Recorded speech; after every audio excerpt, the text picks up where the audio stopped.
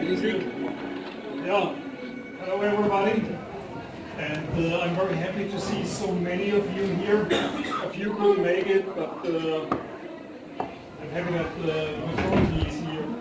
And this is my last chance to give a Christmas speech at Synopsys, and I will take the last chance.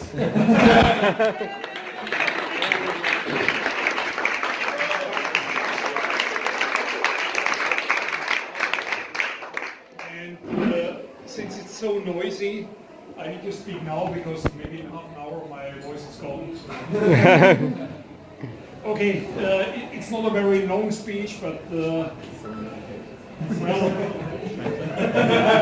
you know, it's 7 pages only because it's really so big. You know, I had an eye surgery 4 weeks ago, and then I thought, well, it's better to bring it big, then you don't need to hold it like this. You know?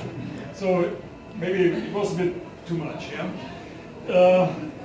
Yeah, well, you all heard 50 times that we had a great year. Art said a big thank you, and I'm not going to repeat this again. The year was great, everybody knows it meanwhile, and I hope you all received a nice bonus and you appreciate this. And so I want to kick off 2017, and I want to look ahead. And what I hear usually from people, they like to know how is the situation, what's coming, how are we doing.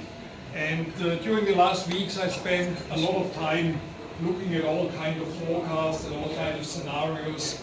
I did this kind of research for hours, and I checked all the forecast sources, different times, different sources, different companies. Same VLSI research, IC Insight, and so on. And I can tell you, all the forecasts for 2018 are looking bright. They are looking very good. And well, I must say, based on my experience from more than 30 years in this industry, if you have a situation where all the forecasts look great, then it's time to get cautious. My experience is the first company comes with a good forecast, the next comes with a better one, then the next better one, and so on, and suddenly you have a crash. And I hope these times will be over and there will be no crashes here. What I found, the average numbers for 2018 that are being forecasted now, and these are pretty new numbers.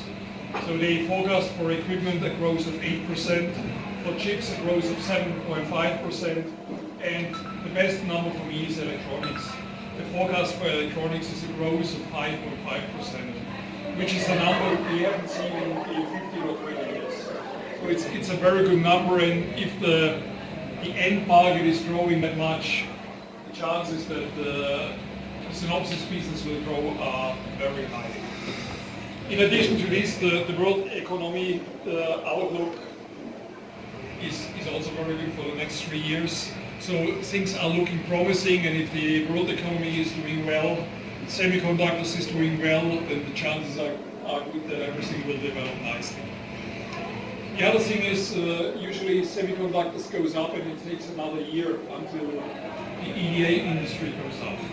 So we should be seeing for Synopsys a very good 2018. Well, this is the economic view, this is the semiconductor forecast. Of course, there are some uncertainties. You know, there are political uncertainties. We have this rocket, the Americans call it the rocket boy in Pyongyang. So you don't know what this guy will be doing. But then we have also somebody sitting in the White House who is not so predictable, at least in my opinion. And we saw this in Israel, what he did last week, and now we see the reactions from the neighbors, and we don't know how this will develop. Of course, we have high hopes that there will not be a big fire, but who knows. Then on the Arabic Peninsula, you all know there is also fire ongoing. Libya is uncertain, and there are many other places. So this means from the political side we need a little bit of luck, but why should we have luck? That's what it is. Yeah, for some people the glass is half full, for others it's half empty, so let's be positive here. Okay, so this means for Synopsys all traffic lights for 2018 are on green. And so I expect you, I cannot help anymore, but I expect you to grow the business and drive up the share price.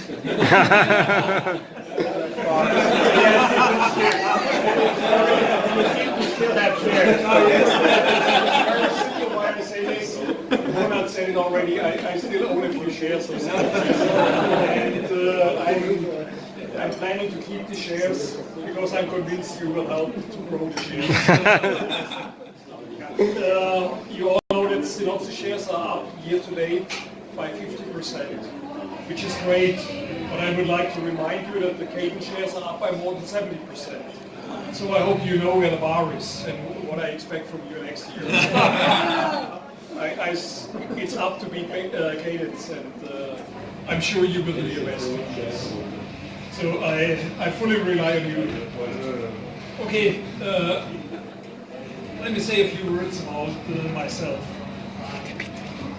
Maybe several of you know I got divorced 40 years ago, and this was an experience that was really worse than the worst downturn in semiconductor industry, and I wish for all of you that you don't have to go through this experience. But this was exactly the point where my life changed, and I've decided at that point you will retire as early as possible. And 14 years ago the retirement age was 55. Vera knows this. And so I was looking forward to retire at the age of 55. But then unfortunately some people said only the rich guys can retire early, so we changed the law and we changed the regulation. They changed it to 58. So I was shooting for 58. Of course, as you know, I didn't make that. Then I thought, what about 59? I missed it again. And then a few months ago, I promised my spouse I will retire not later than on my 60th birthday. And she was laughing and she said, well, I don't believe you and whatever. And show me this will not happen and so on. You know all this from home. And so the ego now is not, it needed a trigger from the outside. And the trigger from the outside, of course, came. Howard decided that he wants to grow the company, he wants to grow SEG much, much faster.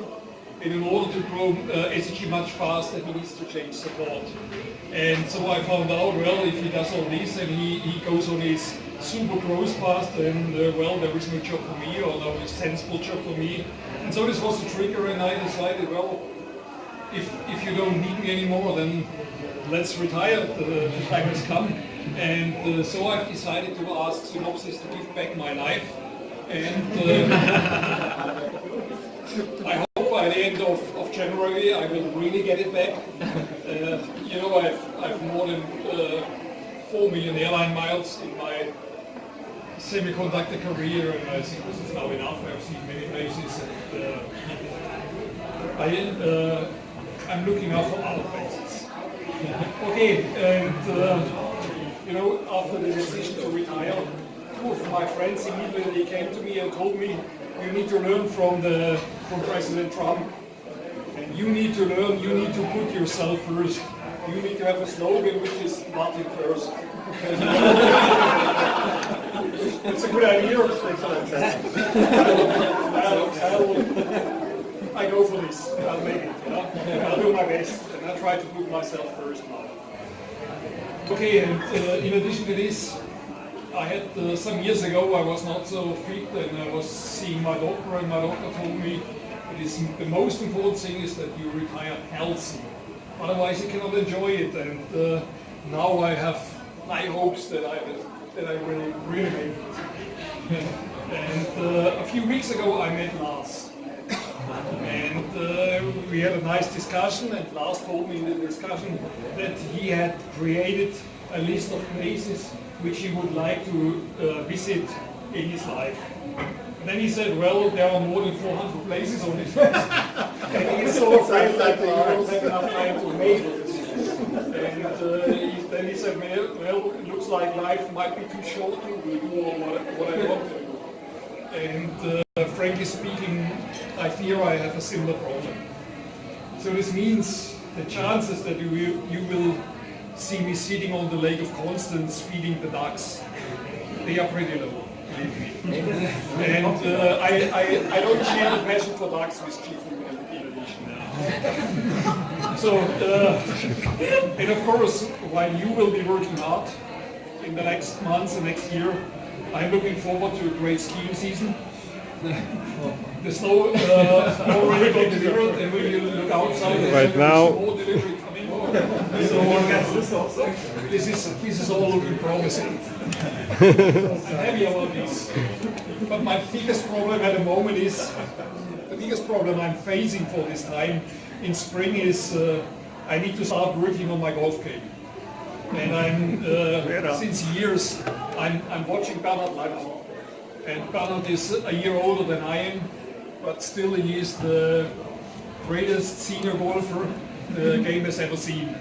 And so I have high hopes that there is also a chance for me to improve my game a little bit, and believe me, I will go for it. I've decided to do this.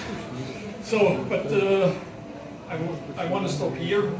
I know I'm between you and your main course, and I don't want to take too much time, but I would like to use this occasion to wish you and your families a Merry Christmas, Happy Holidays, all the best for the new year, and I hope you will find time to relax between the holidays, recharge your battery, and be ready for a great 2018.